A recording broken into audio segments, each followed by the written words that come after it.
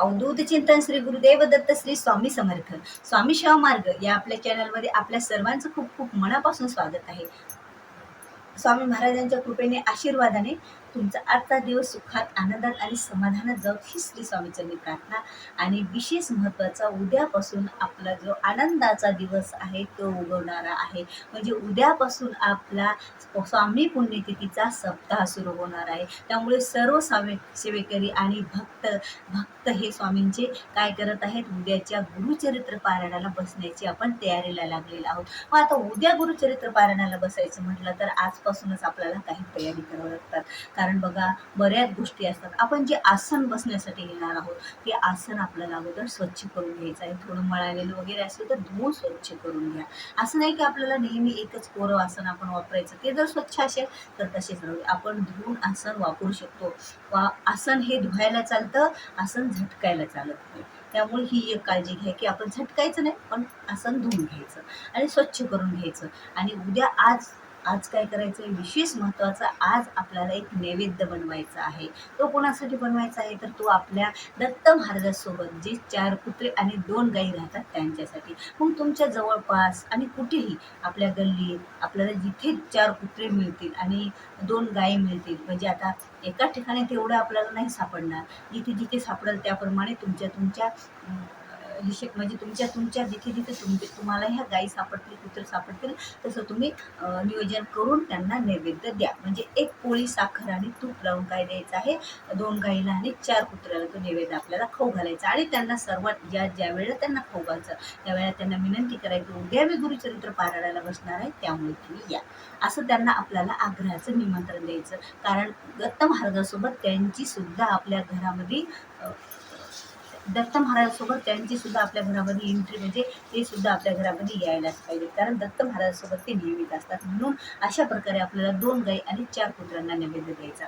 आणि विशेष आता जे कपडे उद्या आपण परिधान करणार आहे गुरुचरित्र वाचण्याच्या वेळेला, ते कपडे सुद्धा जर तुम्ही कोरे घालत असतील, स्वच्छ असतील, कोरे सुद्धा पवित्र आणि स्वच्छ असतील. तुम्ही बघा, महिला जर बसत असतात आणि ते कपडे कोरे जरी असले, पण तुम्ही पिरियड्सच्या वेळेला एमसीच्या याच्यामध्ये तुम्ही घालून ते तसेच ठेवलेले असले तर ही पवित्रता काळजी आपण घ्यायची आहे. बघा कसं करायचं आहे, आपण लग्न कार्यात वगैरे कोरी साडी घालतो आणि जे आपल्या पैठण्या वगैरे असतात त्या काढून ठेवतो आणि त्या आपण धुत नाहीत. आणि आपल्याला काही अडचण असेल, बघा आपण सुटकात असेल, लग्न लावायला गेलेलो असेल, किंवा आपल्याला पिरियड्स असतील, लग्न लावायला गेलो असेल, तर तो कोरा कपडा जरी असला की साडी, तर ती कोरी राहत नाही. ती देवाला आपल्याला म्हणजे कोणत्याही पूजेत घालायला चालत नाही. त्यामुळे ती विशेष काळजी घ्या की आपण ही खरंच हा कोरा जरी आहे तरी पवित्र आहे का, ही काळजी घ्यायची. किंवा सगळ्यात सोपं, आपल्याला जे उद्या वस्त्र घालायचे ते वस्त्र स्वच्छ धुवा. आणि साडी असो, सर्व जे वस्त्र आपले असतील ते स्वच्छ धुवा. आणि उद्या आंघोळ झाल्याच्यानंतर परिधान करूनच आपण काय करायचं, वाचनाला बसायचं आहे. आणि विशेष ज्यावेळेला पुरुष आणि आपले मुलं वाचायला बसतील तर त्यांनी काय करायचं आहे, त्यांनी जो आपला बेल्ट असतो बघा, मुलांना याला पॅन्टचा तो बेल्ट आपल्याला, म्हणजे जो जर चमड्याचा असेल तर खरंच घालून बसू नका. कारण चमड्यात घालून केलेली सेवा ही स्वामी महाराजांना, दत्त महाराजांच्या चरणी रुजू होत नसते. त्यामुळे तो बेल्ट आपल्याला घालून सेवा करायची नाही, ही काळजी घ्यायची आहे. आणि दुसरी काळजी म्हणजे ज्या ठिकाणी आपण आता बघा, उद्या आता हे 3 आपल्या 7 रात्रा पडतात की 7 दिवस आपलं पारायण असते. तर ब्रह्मचर्याचं तर पालन आपल्याला करायचंच आहे, पण त्याचबरोबर आपण जमिनीवर झोपायचं आहे. आणि जमिनीवर झोपण्यासाठी आपल्याला जे आपण अंथरुण पांघरणार आहे ते पण वस्त्र पवित्रच पाहिजे. स्वच्छ धुवून घ्या. तुमच्याकडे कोरं आणि स्वच्छ आणि मी सांगितलं तसं पवित्र असेल तर ते वापरा, नसेल तर तुम्ही आज त्याला धुवून घ्या, स्वच्छ करा. आणि जेणेकरून उद्या आपण ते आपल्याला अंथराय पांघरायला घ्यायचं आहे. आता तुम्हाला समजत असेल मला काय म्हणायचं आहे तर त्या प्रकारे आपल्याला ते स्वच्छ वस्त्रच आपल्याला घालायचे आहे. कारण कोणत्याच गोष्टीत बघा कसं आहे, गुरुचरित्र हा ग्रंथ 5वा वेद मानला जातो. आणि या ग्रंथाला विटाळ चंडाळ अजिबात जमत नाही. आणि पवित्रता ही ठेवावंच लागतं. आणि त्याचबरोबर आपलं मन पण तेवढं स्वच्छ ठेवावं लागतं. बघा, ही पण करा. आजच तुम्ही काढून टाका तुमच्या मनात कोणाविषयी ईर्ष्या, द्वेष, भावना काही असेल ना. आता माणूस जन्म आहे, आपल्याला कोणी काही म्हटलं तर आपल्याला सुद्धा त्याचा राग आलेला असतो आणि आपल्या मनात असतो. पण तो आज करा, निश्चित करा, हा हे आज सर्व माझ्या मनातून काढायचं. मी फक्त स्वामी भक्त आहे, मी फक्त दत्त भक्त आहे आणि उद्यापासून मी माझ्या स्वामी सेवेतच रममाण होणार आहे. त्यामुळे या इतर कोणत्या गोष्टीशी मला काही गरज नाही, कोणाशी मला काही घेणं देणं नाही. म्हणजे कोणत्या गोष्टीत घेणं देणं नाही, तुमच्या ज्या गोष्टी आपल्या मनाला शुद्ध ठेवणार नाही, ज्या गोष्टी आपल्याला त्रास देणार आहे, ज्या गोष्टीपासून काहीच तृप्ती राहत नाही, त्या गोष्टी आपल्याला बाजूला ठेवायच्या आहेत. कारण स्वामी महाराज आहेत आपले, आपल्याला कोणी त्रास दिला तर असं काहीच नाही की विनाकारण आपण म्हणजे आपण ईर्ष्या आणि द्वेषभावना ठेवायची नाही. ही एक गोष्ट आपल्याला आवर्जून आजच स्वच्छ म्हणजे आपलं मन सुद्धा आजच पवित्र आणि स्वच्छ करून घ्यायचं. आणि विशेष महत्त्वाचं जी या जागेवर आपण समजा जर तुम्ही केंद्रात गुरुचरित्र पारायणाला बसणार असाल, सामूहिक स्वामी समर्थ केंद्रात सामूहिकरित्या गुरुचरित्र पारायण होतात. जर तुम्ही तिथे बसत असाल तर तिथं आपल्याला सगळं नियोजन असतं, फक्त आपलं पोथी आपल्याला घेऊन जायची असते किंवा नसेल तर तिथं आपल्याला आपण घेऊ शकतो. आणि आपल्या घरी चौरंग बसण्यासाठी आसन, आपली एक माळ जप करण्यासाठी आपली नित्यसेवा, असं सर्व काही आपण तिथे घेऊन जायचं. मग आता घरी जर आता बरेच शेवकरी घरी बसणार आहे, तर मग घरी काय करायचं, ज्या ठिकाणी तुम्ही बसणार आहे ते ठिकाणाची जागा आपल्याला स्वच्छ करायची, पवित्र करायची, गोमूत्र टाकायचं, आपलं देवघर पण स्वच्छ पवित्र करून घ्यायचं आज. तर उद्या सकाळी तुम्हाला वेळ मिळेल तर उद्या सकाळी करा, पण आज करून ठेवा रात्री. आणि आपलं जे चौरंग असेल, जो आपण दीप प्रज्वलित करणार आहोत, म्हणजे अखंड दीप प्रज्वलित बघा 7 दिवस एका बाजूला ठेवून द्या. आणि त्या चौरंग टाका. चौरंगावर तुम्ही काय करायचं आहे, आपल्याकडं केसरी, पिवळं किंवा लाल कलरचं आपल्याला ज्या चौरंगावर आपण आपल्या पूजा मांडणार आहोत, घरी जी मांडणी करणार आहोत गुरुचरित्र ग्रंथ वाचनाची, त्याला त्या चौरंगावर आपल्याला केसरी, लाल किंवा पिवळाच कपडा अंथरायचा आहे. कारण स्वामी महाराजांना, दत्त महाराजांना हा आवडणारा कलर आहे. आणि आवडणारा कलर आणि आपल्याकडे अवेलेबल असतं नसतं तर आपण आणू शकतो तो त्या त्या त्या कलरचा कपडा.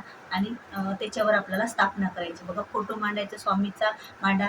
आणि स्वामीचा तुमच्याकडं नसेलच किंवा देवघरात आहे तर मग ते तसाच राहू द्या. तर तुम्ही दत्त महाराजांचा जरी तुमच्याकडे फोटो असेल तर तेही मांडू शकता. त्याच्यापुढे तुम्ही फोटोच्या उजव्या साईडला कलस्थापना करा. आणि त्याच्यासमोर तुम्ही कलस्थापना, आता प्रत्येक पूजेत कलस्थापना करतात आपण.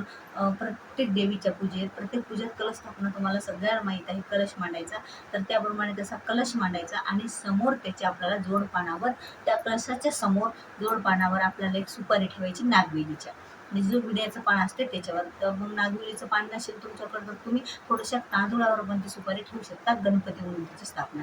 मग पूजेला अशाप्रमाणे आपल्याला उद्याची मांडणी करायची आहे गुरुचरित्र पारायणाची. त्याच्यासमोर एक चौरंग टाकायचा, ते तर पूजेची मांडणी झाली. त्याच्यासमोर एक चौरंग टाकायचा, त्यावर काय टाकायचा, एखादा कपडा घ्यायचा आणि गुरुचरित्र पारायणाची पोथी ठेवायची. त्याला पण एक वस्त्र आपल्याला झाकायला वाचल्याच्या नंतर लागत असतं. त्याच्यासमोर आपलं मग त्याच्या बाजूला समोर जसं वाचायला आपलं आसन टाकायचं.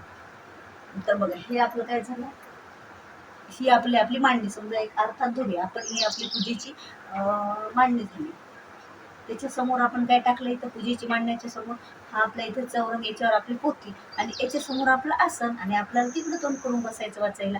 आणि एका बाजूला आपल्याला अशा प्रकारे दीप पण प्रज्वलित करायचा. मी तुम्हाला एक उदाहरण सांगत आहे. तर अशा प्रकारे दीप पण प्रज्वलित करायचा आपल्याला, अखंड दीप एक घ्यायचा. आणि विशेष महत्त्वाची गोष्ट म्हणजे आपण उद्या, आता समजा उद्या पूजेला बसलो तर आपण त्या जागेवरचे जे सुकलेले फुलं असतात ते फुलं काढायचे आपल्याला दररोज, आणि नवीन फुले अर्पण करायचे. फक्त कलश आपण हलवायचा नाही, आणि फोटो आपण उचलायचा नाही, गणपतीची सुपारी मांडी ती उचलायची नाही. मग त्याच्यावरचे फुलं वगैरे आपण काढून त्यांची दररोजच्या दररोज आपण पूजा करायची, हार घालायचा, त्यांना खडीसाखरेचा नैवेद्य दाखवायचा, आपला नैवेद्य जे करल आपण खाण्यासाठी ते दाखवायचा, आरती करायची, साडेदहाची आरती, रात्रीची, अशा आपण सेवा आपण करतच राहायच्या. आणि आजची अशी तयारी आपल्याला मांडण्याची करून ठेवायची. म्हणजे आज विशेष महत्त्वाचं काय काय करून ठेवायचं, एवढ्या गोष्टी करून ठेवायच्या आपल्याला, की तिथली पवित्रता, आपण बसणार आहेत म्हणून आपल्या मनाची पवित्रता, आपल्या कपड्याची पवित्रता, जागेची पवित्रता. आणि आपण ज्या कुत्र्याला 4 कुत्रे आणि म्हणजे कुत्र्याला आपण श्वान म्हणूया, 2 श्वान आणि 2 गाई गोमातेला आपल्याला 4 श्वान आणि 2 गोमातेला आपल्याला तसा जो आपल्याला नैवेद्य आज रात्रीपर्यंत द्यायचा. आणि त्यांना आमंत्रण द्यायचं आपल्या इथं गुरुचरित्र पोथी ऐकण्यासाठी. अशा प्रकारे आपल्याला सेवा करायची आहे. अशा प्रकारे आपल्याला तयारी आज करून ठेवायची उद्या गुरुचरित्र पारायणाला घरच्या घरी बसण्याची. जर केंद्रात बसत असाल तर तिथल्या नियोजनाप्रमाणे आपण बसायचं. आणि आपले कपडे वगैरे व्यवस्थित, आपले पवित्र आणि शुद्ध कपडे, धुतलेले असले तरीही चालतील, पण शुद्ध आणि पवित्रता आपल्याला पाळायची आहे. कारण गुरुचरित्र ग्रंथ हा 5वा वेद आहे. आणि पवित्रतेला असा विशेष असं महत्त्व आहे. आणि घरी पूजा जर केंद्रात बसत असलं तर काहीच आवश्यकता नाही आपल्याला नैवेद्याची. इथं तर सर्व तुम्हाला गेल्याच्या नंतर समजेलच. अगोदर आणि घरी जर बसत असला तर तुम्ही जे करसाल ते 10:30चा नैवेद्य करा. संध्याकाळचा नैवेद्य जे करसाल ते दाखवा. आरती करा स्वामी महाराजांच्या, त्रिकाल आरती करा. असं कुठलीही सेवा आपण करू शकतो. आणि रात्री आपल्याला हे सर्व झाल्याच्या नंतर आपल्याकडून काही चुका झाल्या असल्या तर रात्री विष्णू सहस्त्रनाम वाचायचं असतं. मग आज अशा प्रकारे आपल्याला तयारी करून ठेवायची आहे गुरुचरित्र पारायणाला बसण्याची. आणि विशेष महत्त्वाचं, आता कलशासाठी नारळ लागतं, आज आणून ठेवायचं. कलशासाठी नारळीची पाने लागतात, आंब्याची ढाळे लागतात, आज आणून ठेवायचं.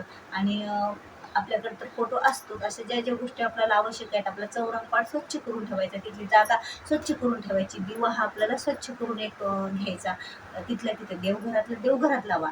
पण जे आपण पूजेच्या ठिकाणी लावणार आहेत ना, ते पूजेच्या ठिकाणीच राहू द्या, तो वेगळा लावा अखंड. अशा प्रकारे आपल्याला पूजेला बसायचं आहे. उद्या पारायणाला बसायचं. उद्या पूजेची तयारी आपल्याला अशी करायची आहे. तर मग मध्येच जर आपलं लग्न वगैरे आले तर तुम्ही लग्नाला जर जवळपास असाल आणि जाण्याची गरज आहे तर तुम्ही तिथे जाऊ शकता. पण तिथलं कुठलंही अन्न आपण खाऊ शकत नाही, ही महत्त्वाची काळजी घ्या.